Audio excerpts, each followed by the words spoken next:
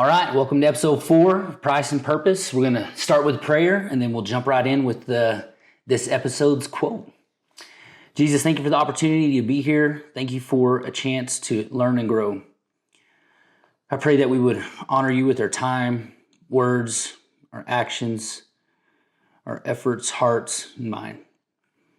I pray that we'd be pushed out of our comfort zone each and every time we meet together in our time with you, to grow closer to you and to be a better representation of you. In your name I pray. Amen. Amen. All right, this week's quote, it's another good one, another banger. And it's something that I am challenged by deeply and excited to share it with everyone that's watching, share it with you, and to chat about it today. The quote says, "It's hard to wait around for something you know might not ever happen, but it's harder to give up when you know it's everything you want." So we're really exploring the unknown about pursuing our purpose and pursuing our dreams. And it's one of the biggest things that holds anyone back from chasing something bigger than the everyday normal activities. And so really what we want to talk about is how it's all about perspective. And for anybody that's listening and watching, you really have to ask yourself, do you see risk or do you see opportunity? And when you think about it in any situation in your life, when it comes to work, business, side hustles, parenting, marriage, any of those pieces, you have to consistently see opportunity instead of risk. If you see risk consistently in anything you do, you are letting fear have the steering wheel to your decision making. Yeah. I think that's something big because risk is inevitable. Mm-hmm. Life is a risk. Driving is a risk. I know like everything in the news, like with the planes crashing and they're talking about the planes are the safest way to travel. And it's like, yeah, I don't, it's becoming a toss up. Yeah, a little bit. But everything's a risk. And I think what comfort does, what security does, is it gives you that false sense of, like, you kind of just forget about the risk until later. But for me, security was actually a risk because you get complacent. So I think it's good. I think I just came to a point too where, yeah, you just weigh that cost of which risk is greater. Do I want to risk that I'm going to actually make it to 80 and cash out my retirement, or do I want to risk giving everything I've got every day because I might die tomorrow? I'm not flying tomorrow, but I don't know. You just never know. So what risk are you wanting to take? Because you got to choose one. Yeah. And that's the point of really challenging your perspective, because you brought up a good point. Everything's a risk. And when you look at the opportunity that can come from facing that risk, it really opens you up to a lot of opportunities. There's a guy that I listen to a lot, and he talks about how just being born began you facing risks. Mm-hmm. As soon as you're born, living this life and being involved in everything you do, putting yourself out and being vulnerable at work and in relationships and as a parent and in your marriage is a risk. That person, as soon as you throw your feelings and emotions at somebody, that they're not going to catch that ball and protect it and manage it well. There is a risk in that, but also the opportunity, if you can shift your perspective, that if I'm willing to face that risk and pursue that moment, the opportunity that I have to have that amazing relationship, to build a successful business, to have time freedom, to be able to manage my own time and use a currency that's more valuable than money in the way that I want to, is huge. Because when we try to avoid those risks, comfort is the thing that we usually seek. And comfort is a habit that we have as humans because our bodies are literally designed to keep us safe. But in choosing that safety and security, comfort becomes the worst drug we've ever allowed ourselves to be addicted to. Because like you said, if we become comfortable, we do not push ourselves outside of our own thinking to pursue things that can grow us in a way that we are capable of handling bigger moments in life. So what do you do to discern that risk versus opportunity? Because there has to be some times where you're weighing that risk and you realize, okay, like it's really not worth it. So like what do you use to discern that? So, I mean, one of the biggest pieces you got to think about is if it doesn't impact your family in a negative way and your time management in a negative way that keeps you from those that you're responsible to, it's really not anything that you should shy away from. Now, the other piece is let's give it a simple example for everybody that's listening to really try to break this down, because the psychology and the strategy of it is what you really want to become proficient at in assessing what you should do with your time in life. Okay, becoming a strategist on how to assess risk is huge, because you want to be able to project immediate impact, 6-month impact, 1-year impact, 5-year, 10-year, all those pieces. And a lot of times we as people don't look at 5-year, 10-year. I mean, most people don't know what they're going to do tomorrow. And I'm not talking about little things like what are we going to eat tomorrow? Where are we going to go tomorrow? Do we have something on the schedule for practice or games or meeting friends? I'm not talking about those things. I'm talking about your life. We don't take the time to look at those pieces and assess that risk, because typically it overwhelms us. Typically, 9 times out of 10, people are not thinking about those things because they are avoiding stuff they know that would make them come alive. And so it's easier to not think about, hey, what would that risk look like in my life? How could that turn into an opportunity? Because they know that if they begin wrestling with that, they'll be challenged with saying, hey, there's X, Y, and Z that I could be doing right now that would impact my life in such a positive way. It would impact my spouse. It would impact my kids in such a great way, but it would require so much of me that I'm so scared to give. So when I'm looking at these risks, if it's not something that will, cause my kids to go hungry, cause my family to be without a home or anything like that, it's immediately an opportunity. It's a possibility. The other big piece is, does it line up with my goals for the next 1, 5, and 10 years?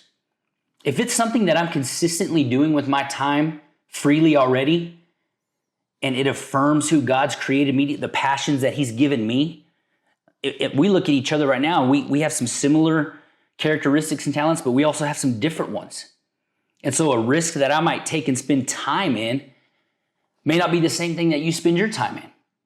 So that's where you really have to know yourself, which we've been diving into already in the first 3 episodes, knowing who you truly are, and then using those to pursue great opportunities in your life on a daily basis. So when I'm looking at these risks, you have to think, okay, do I have a bigger purpose and reason why I would even expose myself to risk? Right? And that's what we're talking about. We're bringing in the faith element. When I really think about at the end of my life, my next step as a believer in Jesus is eternity. The more I think about that, the less valuable the things of this world become to me.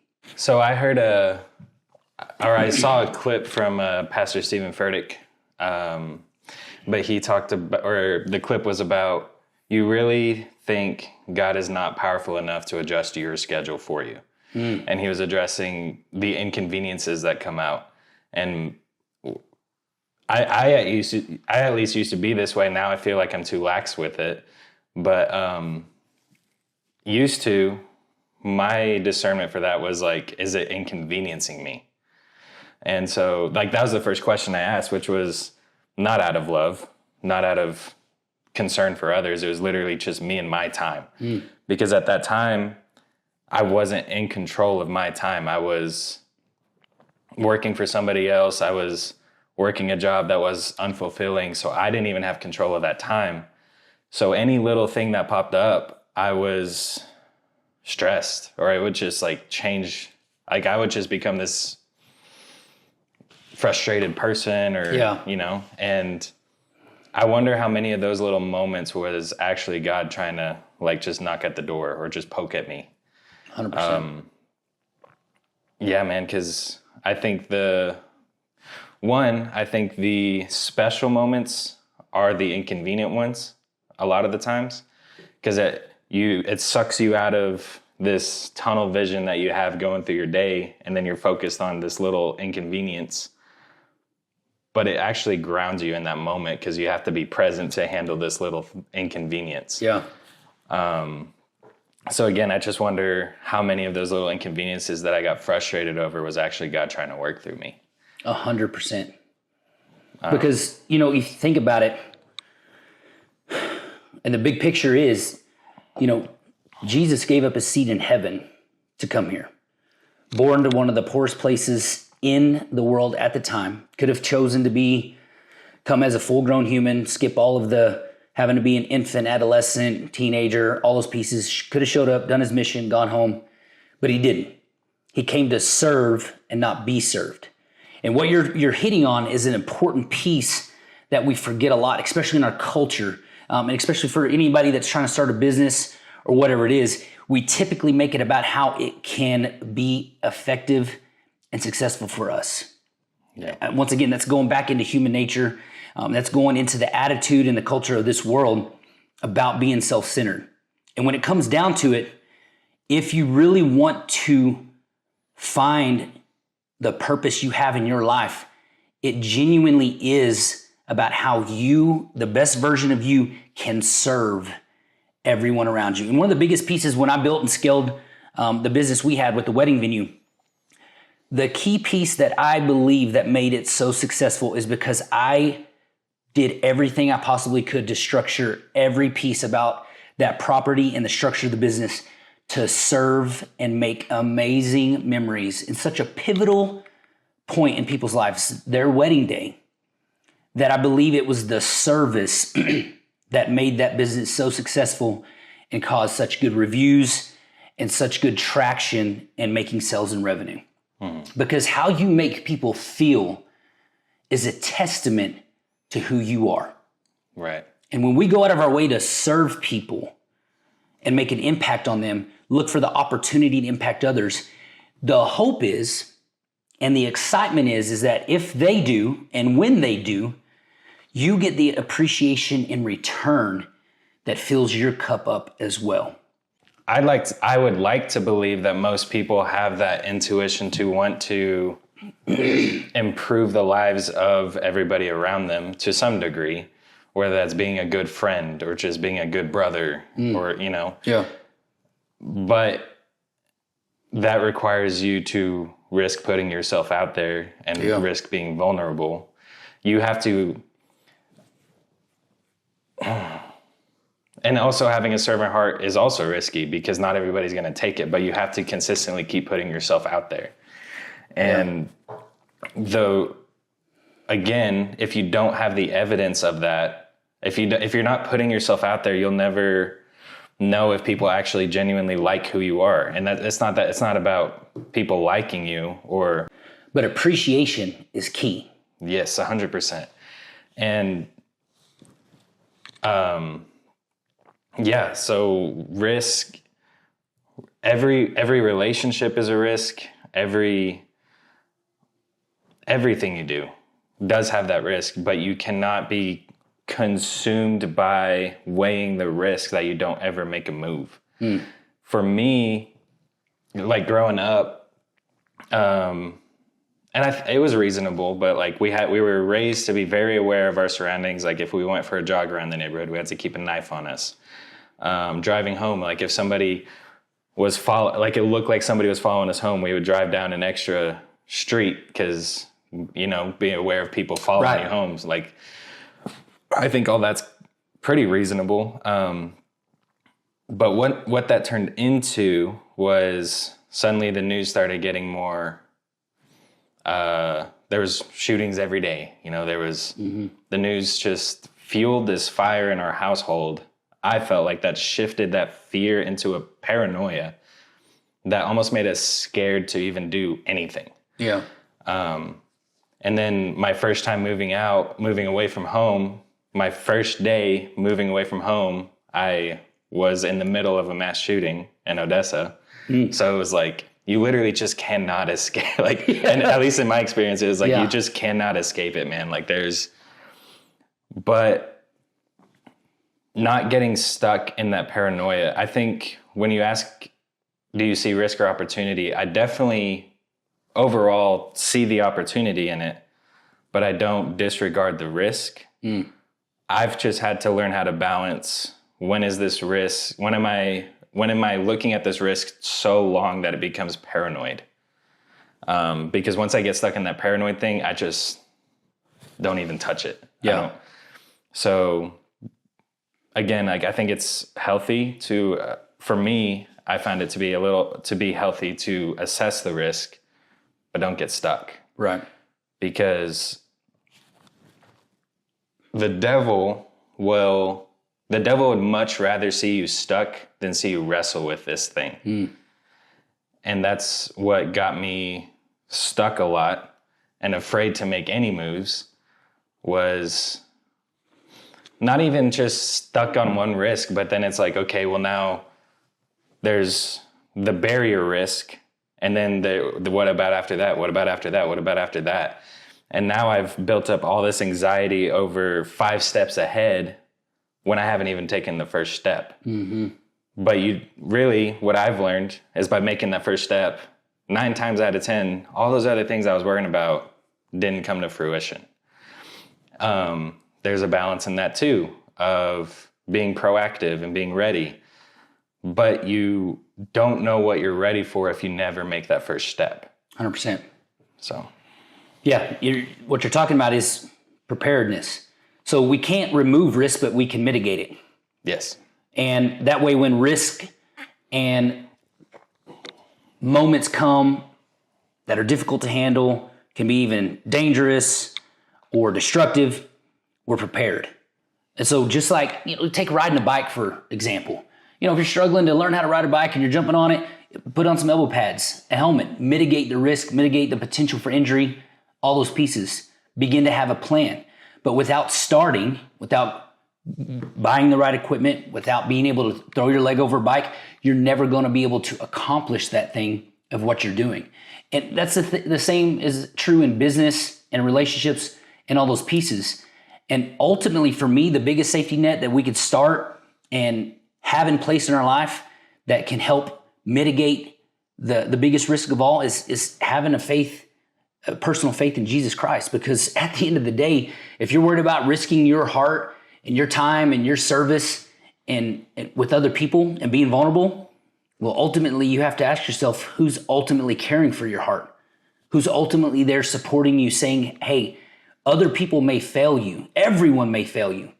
But my promises reign true for eternity. My word never fails you. I never go back on my promises. I will never let you down. I will never flip-flop and be emotionally unstable. I'm here for you each and every day. And so when we think about that, we have to go down to the beginning. And that's why we've talked about starting this podcast out. It's ultimately about identity all the way from creation. Knowing who we are, where it all began and where it's all going, helps us create a situation to where we have the correct things in place to say, hey, you know what? Everything can burn down around me. I can lose everything and everyone, but I can never lose the Lord. And when we have that, it gives us the courage, talking about having a plan, being prepared, and having a source that we can use to operate out of. When we have the Lord, it gives us the opportunity to face risk and reap the rewards that those opportunities bring. But without that, when we depend on ourselves, when everything around us crumbles, in essence, we do lose everything because we don't have the ultimate protection in the first place. My favorite visual example of that from the Bible is when Peter walks on water. Yeah. And he notices the storm behind him and he starts drowning. And he stuck his hand up, said, Lord, save me. Yeah. And Jesus pulled him out of the water and said, you have little faith. Why do you doubt? Yeah. I actually have that tattooed on me right here. But for me, it's that reminder of when I'm drowning, is it because Like, who am I focused on? Where's my mind idling? Am I idling in this fear, or am I idling in the confidence, knowing that God's right behind me the whole time? That's the kicker. You're right. And for me, it is, again, like it's I have it right here, but there are moments, I'm even feeling it right now, if I'm being honest. Like, I feel like I'm drowning a little bit, you know. We've been talking about consistency, and it's been kicking my butt. So I feel like I'm drowning a little bit, but when I think of that quote, I'm forgetting who's standing right behind me. I forget who I'm walking with in those moments. And it's something that when I look at everything that I'm drowning in right now, it's ultimately a blessing. Like, and it's really hard to like keep that momentum going, because like, I'm a little stressed right now. Like, I have this going on. I have a lot of things going on, but this is what I asked for. This is what I prayed for. So why am I doubting? Like, why am I feeling like it's only me doing it when I know for a fact God has his hand over it? So I constantly need that reminder of, where's your faith at? How much faith do you have in this moment right now? Are you trusting yourself, or are you trusting the Lord? And that's just something I have to keep grinding almost every day. 100%, yeah. Who am I trusting in this moment? 100%. Sorry, one more Stephen Furtick thing that I really love that he talked about was if you're walking in your anointed purpose, the pressure's not on you anymore, it's on God. Because he called you to this thing. He put these things on you. Now the pressure is on him to make these things work. Not saying we don't have any we don't have a role to play in that. We definitely do. Yeah. But if we're walking in what he anointed us to do, he's going to take care of those 5 steps ahead for us. We'll get there when we get there. We just need to be stuck on taking that first step, taking the second step. One at a time. Everything else is going to come. And when I shifted to that perspective, suddenly I was less fearful, less anxiety driven, because I look around and I see what I have to work with right now. What do I need to take care of today? Yeah. And by taking care of the people that I'm working with, by taking care of what I need to be taken care of, it has taken care of me. It's taken care of me in ways I couldn't even plan. Yeah. You spoke on exactly what we started out with. It's all about perspective. I mean, if you compare your circumstances to somebody else, or to what's going on in the day, or what the news says, or whatever it is, and you compare it to something that small-minded, it's going to seem scary and overwhelming. But when you compare it to kingdom-minded things and on a timeline of eternity, it suddenly is like, okay, like up or down, good or bad. Once again, I have the Lord. I get to live here for, as the Bible calls it, I'm but a mist and a vapor, but a very short time. And then I get to go home. I get to go home. And when you begin to open and increase your perspective onto positive things and things that are true and things that are much bigger than just you as an individual, like you were saying, suddenly the pressure's not on me. I get to experience these things, and I get to go on the mission that God's calling me to. And when I do that, as long as I'm being obedient, being disciplined, as you touched on a while ago, and I'm seeking out the things he created me for, it doesn't matter whether it brings a lot of money or little money. It doesn't matter the size of the house if I have a house. At the end of the day, having a life well spent is different than just spending life. Well, I think you said it there too, very subtly, but shifting that mindset from this is what I have to do to this is what I get to do. Yeah, it sounds subtle and it sounds small and easy, but actually not just practicing it starting out, but letting that become part of your life is harder than a lot of people realize. And a lot of people aren't even aware that that's an opportunity, a chance that you can take in shifting your life and how you speak about, once again, do you see risk or opportunity? I get to as opposed to I have to is crazy, and how much it can impact your daily life. And going back to the quote of what we even started, it's hard to wait around for something you know might not ever happen, but it's harder to give up when you know it's everything you want. To give you some encouragement, the fact that you even jumped off that cliff and tried, forget the success you've had, forget the schedule that you've been able to create, forget the excitement and the thrill of living out the purpose God has created you for. I mean, you've made it to those pieces. To give you some encouragement, and for those that are listening and watching, just having the courage to say, I'm jumping. I want to give you that credit, because 99%, I'm going to say it, 99% of people do not take the opportunity just to even believe, first of all, in themselves and who God's created them to be. The fact that God has put us here on earth to live an extravagant, adventurous life, and then to not believe in the opportunity that they have in front of them. So the fact that you jumped, and talking about this quote, it's harder to give up when you know it's everything you want. We don't know what will happen. That's the scary part. Forget about not knowing. Dream about where you want to go. It may not be the exact version of what you were dreaming about when you get there, but it will be 0% of the version you want if you never try.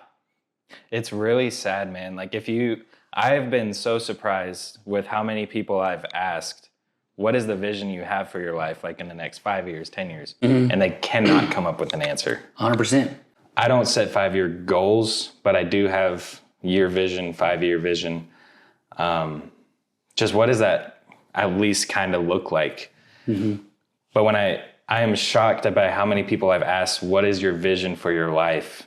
And they can't even begin to think about it. They can't, well, what does vision mean? What is, like they've never considered what they could do in the next year, what they could do in the next 5 years. Or where they could be, yeah.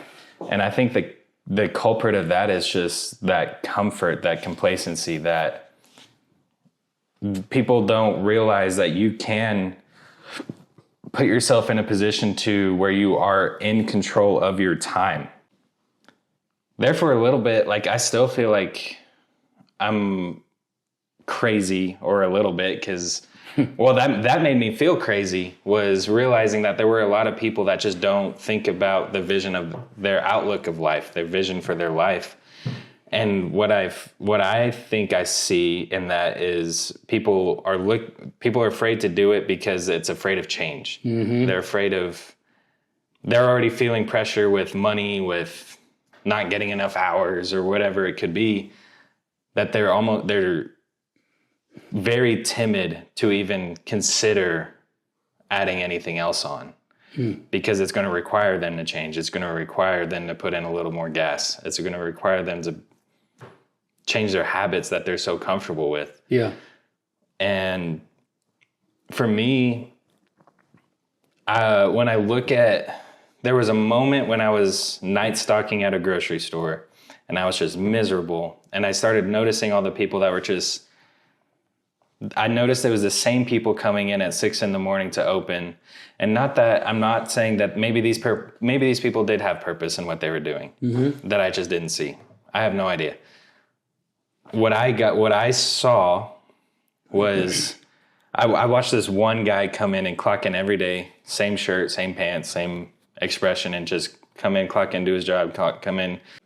It was almost monotonous, just the way he carried himself. And I'm not saying that he didn't have purpose, again, because I didn't really know this guy.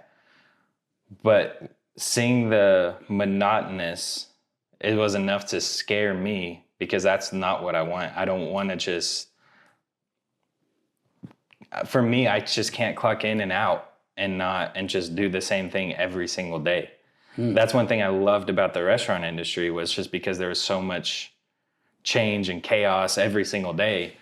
But for me, I just could not, the 5-year vision I had for myself was anything but monotonous. Yeah. So I don't know, man. Like it is scary. It is really scary to picture a better version of yourself, because you're also going to be you're going to be confronted with all of the work you're going to have to do. And then the other side of that, where I feel like I'm currently sitting, is realizing that there is no finish line to it either.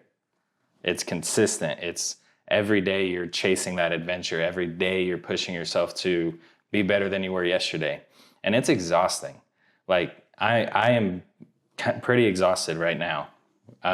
But I've had to question, is this something I prayed for? Is God pressuring me to increase my capacity for being able to handle this stuff? Because if I can't even handle what I've got in front of me, I can't be ready for anything greater. Yeah. That was a big lesson, was if God can't trust you with the little things, why would he trust you with the bigger things? You can't get to a place where you're trusted with the bigger things until you can build that capacity to handle those bigger things. Yeah. And if you're okay with that complacency, cool. I guess for me, that just never worked. Like I love the adventure. I love the spontaneousness. And if the downside to that is, yeah, I'm going to stay up a little later because I can't sleep. So what, man? Like, that's just what I got to do, because the reward at times is so great that I'm not even thinking about everything else going wrong. 100%. And you're talking about the price of purpose, the whole reason we're here.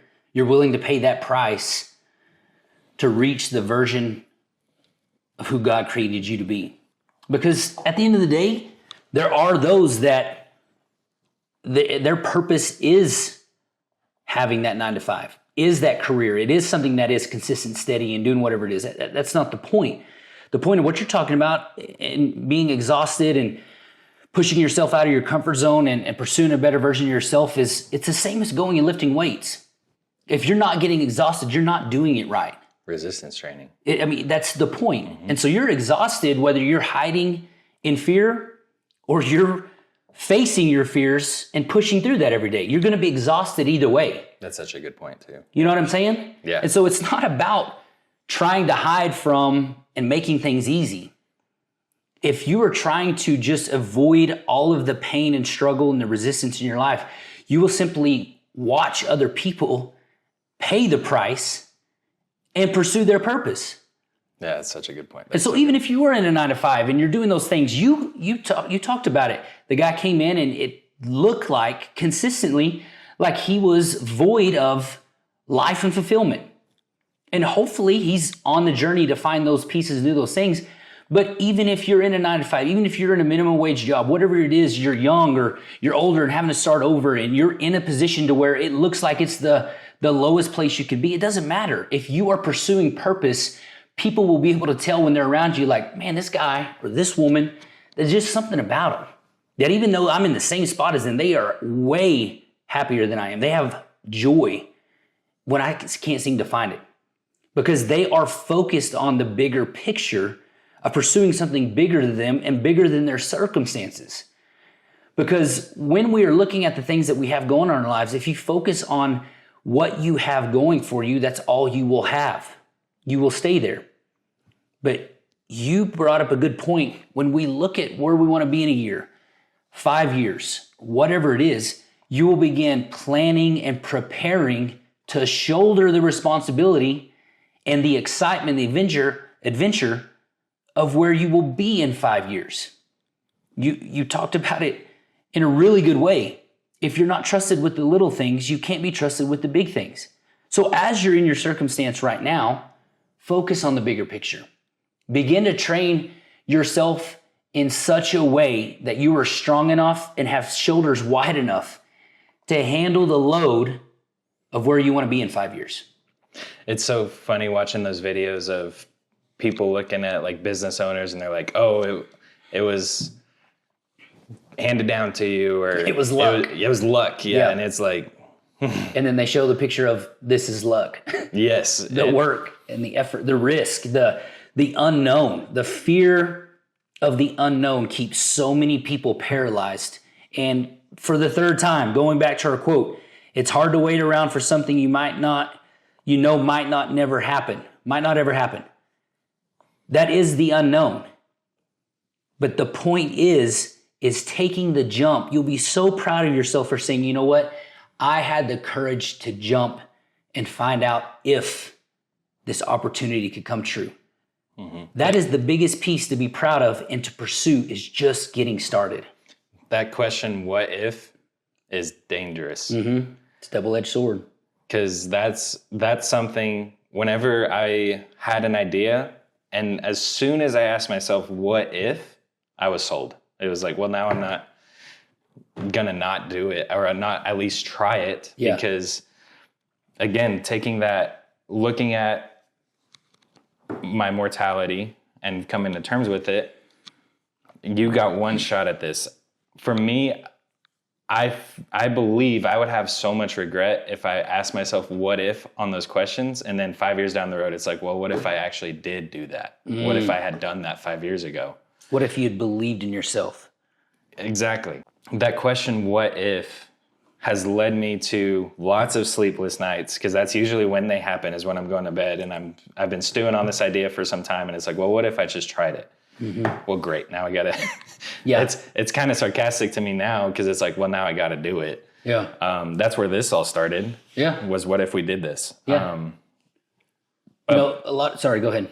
But by challenging myself to pursue those what if questions has led me to find such a deeper level of purpose, and it's made me new connections. It's given me a whole new perspective of life, because I'm not afraid of those things anymore. I'm not afraid to go walk into a room where I don't know anybody and start shaking hands. Like, I'm not afraid of that. Yeah.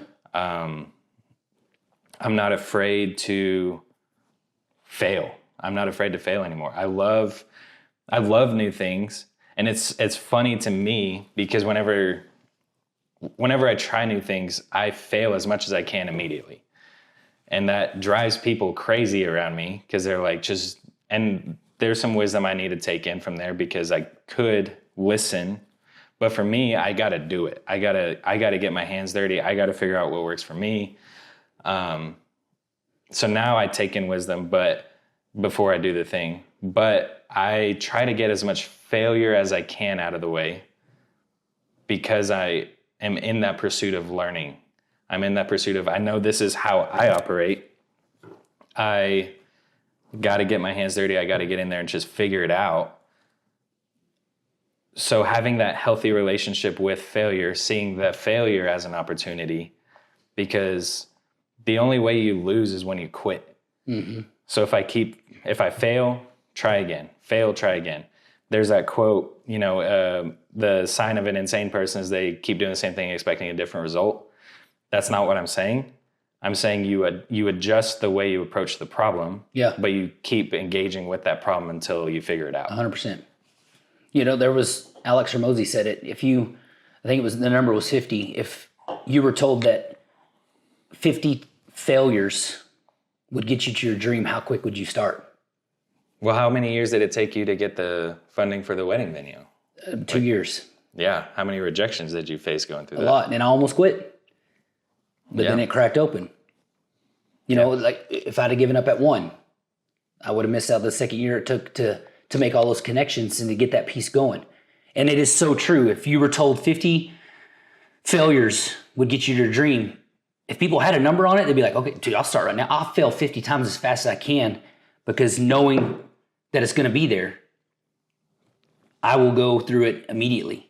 But it's the unknown of how many failures, how many struggles, how many days, months, years is it going to take that keep people from starting.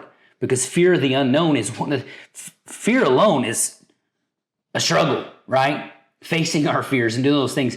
But the fear of the unknown, like we don't even have a clue when it's going to be there, or even if it's going to be there. So once again, focus on the fact that I'm proud that I tried. I'm proud that I faced the fear of the unknown. If it had not even made it, I learned so much about business, the banking industry, making connections, how to network, and all those pieces, that just that piece alone, man, I'm thankful that I pushed myself out of my comfort zone and tried to learn some pieces about becoming an entrepreneur that grew me as an individual. Boom, proud of it. See those things, recognize those things, and say, you know what? Those were beneficial and they helped me. And there's no telling where I could be 65 years old and those things could come into play in 30 years from now. Because I invested the time and faced the fear of the unknown, then there's no telling what doors and opportunities that are going to be open to me because I now have that experience and that knowledge. The only way you can guarantee failure is by not ever approaching it in the first place. Yeah, 100%. And so facing those things is what brings the excitement and gives us the growth. Being a person who says, I have the courage to face this alone is a huge victory. You know, how many times did God tell Joshua, be strong and courageous? He was telling him, be strong and courageous because what you're about to face is going to be overwhelming, scary, and fearful. But don't focus on the piece. Be strong and courageous and trust in me. Well, and there's where God is taking care of those 3 steps ahead for him. God's telling Joshua, this is what you need to focus on right now. You need to be training. You need to be getting this army ready because God already sees everything in the future that's going to happen. So that's where you walking in faith, you have the freedom to let go of that proactive anxiety because ultimately it's not on you. God's going to equip you for the things that are to come. It is not up to you to predict the things that are to come. All right, 100%. And so there's 3 things that I wrote down as we get to the end of this of really practically impacting our lives and just giving examples of how you can plan and execute facing your fears, being courageous, thinking about paying a price each and every day and making sure I'm spending my time. Time management is so key. How can I spend my time and budget this time each and every day or regularly, consistently, 2 times a week or bi-weekly, whatever it is and whatever it looks for you, whether you're a business owner or you're working a 9-to-5 and you built a career and you really enjoy that career. It doesn't matter where you're spending your time, but how can then you use your free time to be intentional in the relationships, not only with those you love most, but in your relationship with your Creator. And so one of the first ones that I have is, at the end of the day, do you look forward to time and moments that you can do something special with your family?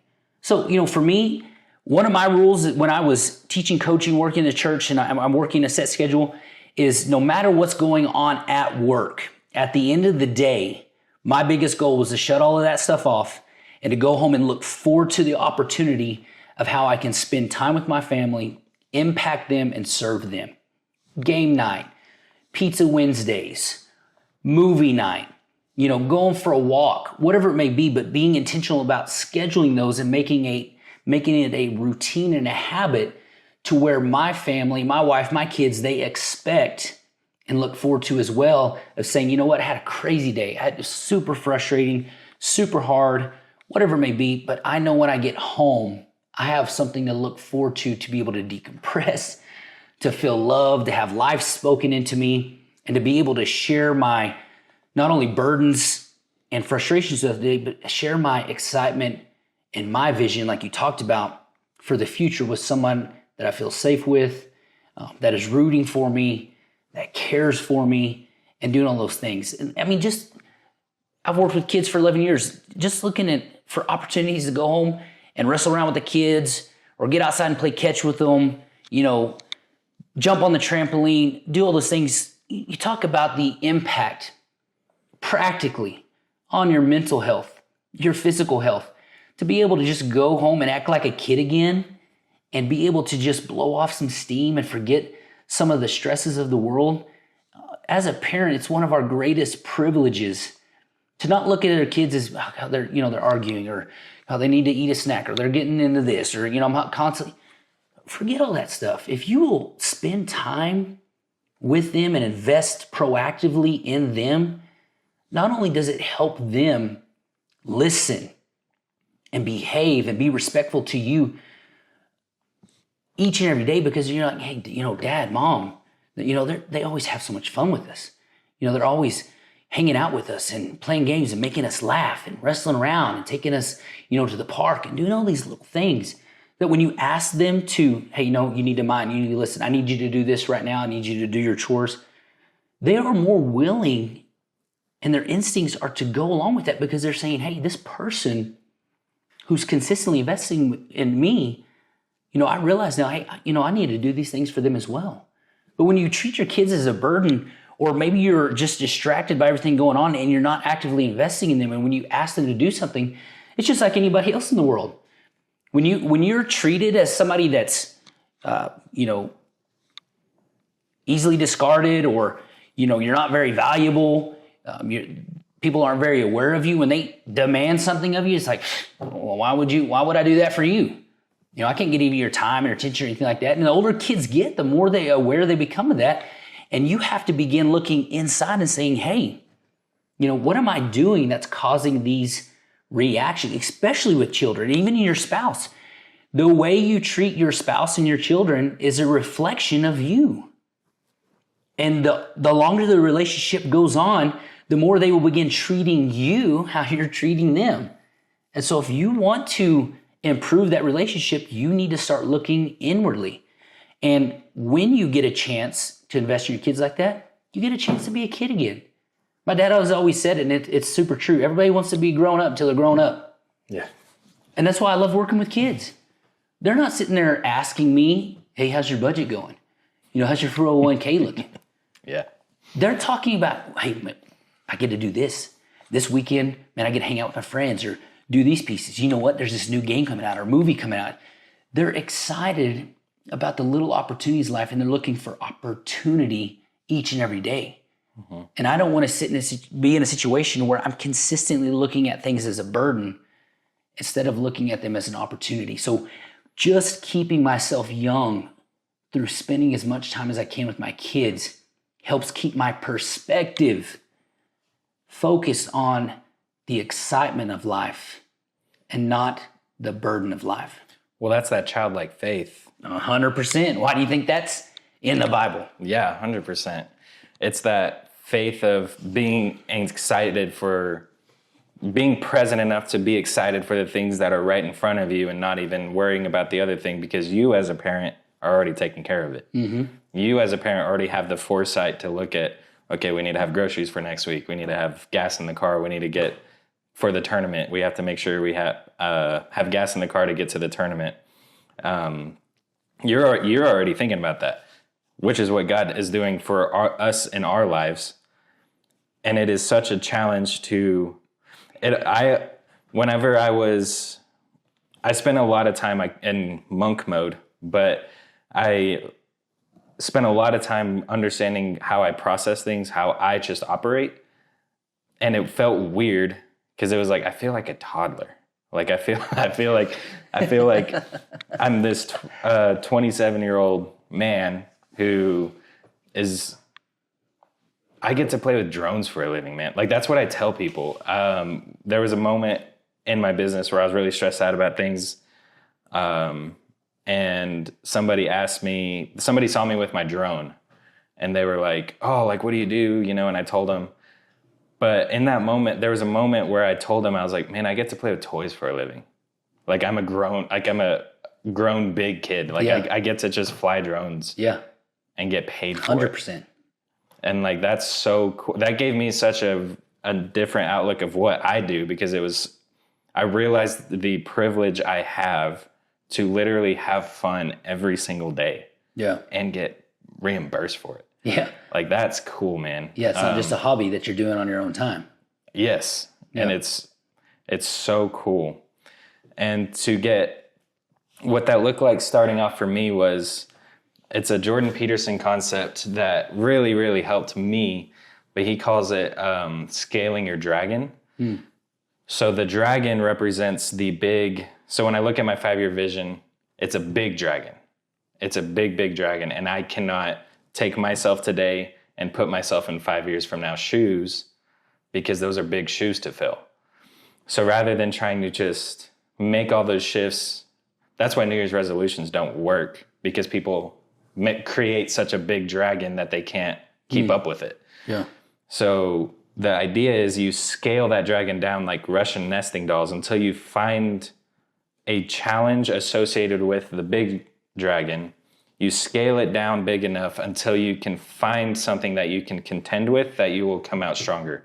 Not something that you can just flick and handle, because you're not learning anything in that way. You have to go through that pressure. You have to be challenged in some way. But you scale that problem down, that challenge down enough to something that you can handle, that's going to push you. Because once you scale it down enough and you are challenged by, it's challenging enough and you take care of it or you fix it, now you can move on to the big one. Now you can move on. And so it's a gradual increase rather than going from here to here. Yeah. And it's intentional towards the ultimate goal. Yes. Yeah. So that's something I've taken and used, and I have produced the evidence that works. For that mindset shift really worked for me, because it took a lot of pressure off of me, that overwhelming pressure that kept me stuck in that paranoia, because I started to break out of that by handling smaller dragons before I got to the bigger one. 100%. And that's a good point. Attacking everything, in bite-sized chunks, but making it a big enough bite that it challenges you and pushes you out of your comfort zone. Because facing those fears helps us grow into the person and a version of ourselves that's capable of handling the next size of the problem, of the next size of who we're created to be. And so another one that is a practical way that I've always looked at in ways that can keep me disciplined and focused on intentionally spending my time is, do you look for a chance to be a mentor to somebody at work? So whether you're a business owner mentoring those that are working for you, or if you're working with colleagues in a career, in a 9-to-5, do you push yourself to look outside of not only taking care of the business, not only taking care of your responsibilities that you have in your career, but do you take time and push yourself out of your comfort zone and look for an opportunity to serve those around you and challenging them with bigger ideas?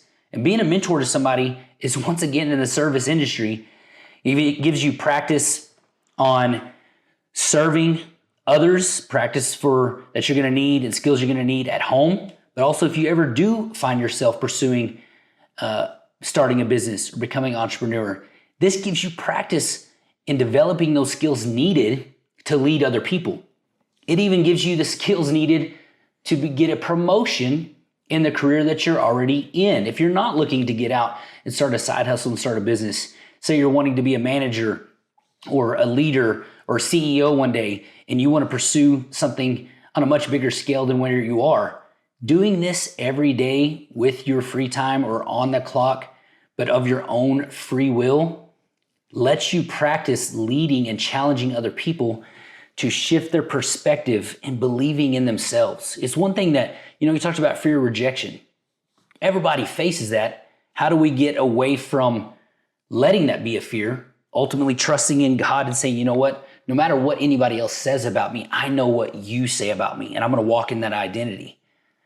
But when we look at the opportunity to help other people shift their perspective from that as well, we get the benefit of that. Everything that I have mentored people on speaks to me directly. Whether they got it or not, whether they listened or it impacted them, or they truly shifted their perspective from only seeing risk to now seeing opportunity, seeing the bigger picture of life, to seeing how amazing of an adventure life can be, regardless of whether they saw that or not. I benefited every time I shared that with somebody. How many times have you given advice, and as you're saying it, you're like, oh, this is me too? Yeah, 100%. And the reason I'm even giving it is because it's stuff I'm wrestling with. Mm-hmm. But a lot of times, like you're saying, I could be distracted from that advice or that truth in my life at the moment. And as soon as I take the time to serve somebody else, to be selfless in that moment, it is a good reminder for me. And sometimes it's a complete shell shock to my system, because I have forgotten that own advice at that time in my life. And it's like, you know what? That's a good reminder for me as well. And then not only that, to now be accountable to somebody, to say, man, I've got this person that I just shared this with, who I work with every day, who I'm challenging them to get outside of their comfort zone. I'm challenging them to think of bigger ideas in their life. And they're going to be looking at me to do the same thing every day I show up. Now, are we perfect in that? No. I'm not talking about perfection or being some person that just, grits through and smiles through everything. That's not it. We can share our emotions. We can be vulnerable. We can say, you know what, this just kind of sucks right now. It's just difficult at the moment. But even through the difficulty, I am pushing myself to see the bigger opportunity that lies on the other side of me saying, hey, I'm going to do the 1,000, 1,500, 2,000, 30,000 push-ups, whatever it is I need to do to get to my goal. But while I'm doing them, it is a grind. But being intentional about just even at work or if you own a business, how can you help people be a better version of themselves? How can you serve them and say, hey, how are things going at home? Because sometimes that's all people need, man. Like they just need a frame of reference. They just need someone to show them that it's possible. I've had conversations with people that I'm not gassing myself up right now. That's not what I'm trying to do. But I've had people tell me like, oh, I thought this was only for like an elite group of people that like anomalies. And it's no, dude, it's really possible. And for some people, they do need to have that consistent mentor, which is what you've been for me. You've been that consistent mentor to me. And you have given me something. It's like the quote, what would Jesus do? It's like, what would Jeremy do? But like, because I think about that all the time, man. Like I see the work you're putting in and I see that you have accomplished those things. I've seen that it is possible. And that gives me hope that it's possible for me too. Even though our career paths look completely different, it's enough for me to believe that it's possible. 100%. Because of your consistency, because of your drive, because of who you are. It has shaped me into a way to want to achieve that too. Well, I appreciate that. Yeah. And just like you shared, I have gotten just as much out of it because regardless of what I've invested and what I've shared with you, whether you took them or not, and you have, and it's been so cool to see where you've gone and what you've taken and done with those. But it was just as much for me as a reminder, like you said, the hope that it brings to say, hey, I believe in these things too. And when we work with each other and invest in each other and selflessly give our time to encourage one another, we feel recognized, appreciated, encouraged. And you can be that to somebody today. Starting today, you can be that to somebody at home and at work every day to say, you know what?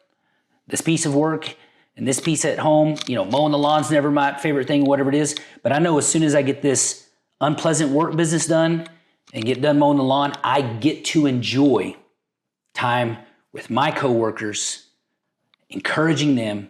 I get to spend time with my family, encouraging them and showing people in my life that they are seen, they are heard, and that they are appreciated. And those pieces right there, you talk about the fear of rejection. If you want to help people in your life overcome the fear of rejection, give them one person at least in their life that they feel accepted by, appreciated, and seen. And this leads into the last thing that will help you accomplish all of those pieces, and it starts with ourselves. What are you doing on a daily basis looking for areas of your life that you could use improvement in? Talking about our prayer life, Bible studies, looking at leadership books that you can read that just challenge your perspective. Say, you know what? I didn't even know that was a thing that I could participate in. I didn't know that was a thing that I could accomplish or develop in myself. And now suddenly it's something that is on your plate saying, hey, you have a chance to become a version of yourself that implements this skill, create memories using this thing, create characteristics and attributes that you get to use every day for the rest of your life, no matter how long it is. And now you, once again, are exposed to opportunities that do come with risks, but you are exposed to opportunities that you say, you know what? I don't care what risk it is and how many risks it takes to get there, because the opportunity of being that version of myself is too invaluable to avoid the risk necessary to get there. Well, and that's the big reason, for me at least, why we've structured this around the quote, because we have stress tested these quotes. We have experienced what it's like to walk through these quotes. That's 100%. Why we're sharing them. 100%. Because we see the value that they each bring and have brought us in our own life. So that's why we structured it that way, in my opinion. 100%. I agree. And these are things that genuinely impact our life, and that we hope impacts your life as well as you pursue whatever purpose it is that God's calling you to. And to wrap it all up, with a quote, don't sweat the small things in life. And they are all small things. To keep it in perspective, to keep your fear manageable, when you put things into perspective, as we've talked from beginning to end here, and we've talked about some practical pieces that you can actually use to implement in your life to face these things, fear is only overwhelming when you lack perspective.